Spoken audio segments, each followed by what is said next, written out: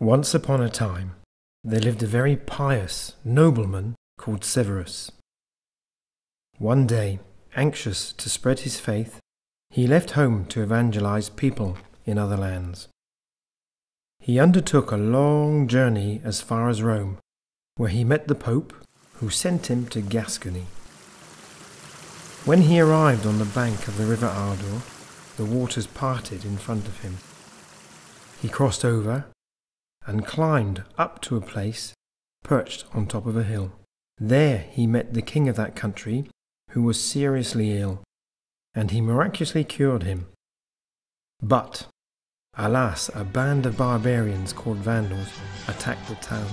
As they were extremely ruthless, they cut off poor Severus's head, although he had certainly done nothing to deserve it. According to the legend, he became a cephalophore. Decapitated, he picked up his head and carried it in his arms to the top of a nearby hill. In honour of Severus, in the 7th century, an abbey was built at the origin of the birth of Saint Severus, capital of Gascony, centre of the world.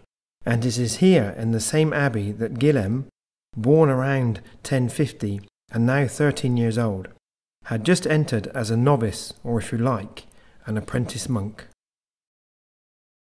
When I'm older, I'd like to become a master illuminator to paint pictures of the world on books. In the abbey, we have a master illuminator called Stephanus Garcia Placidus.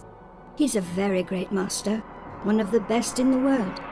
Right now, he's working on a very precious masterpiece, the Beatus. The other day, I overheard a discussion between the abbot and the master. They said that the book was a priceless treasure, one of the most beautiful things on earth. The abbot has categorically forbidden me to touch the book, or I would be severely punished. But my curiosity got the better of me. This morning, the library door was open. I slipped in. I waited, hiding under a desk, until the master left for his meal. Then I sat in his place and opened the book.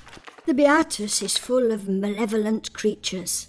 Snakes, harpies, a griffin, devils and other chimeras with several heads, enough to give you goose pimples. And there are birds everywhere too. The master has represented them so well that you could think they were living creatures. Awesome. This one here, it's as if it's going to fly out of the book. It's moving. I must be dreaming. It's moving. Hey, come back here, stupid bird. Come back. Oh no.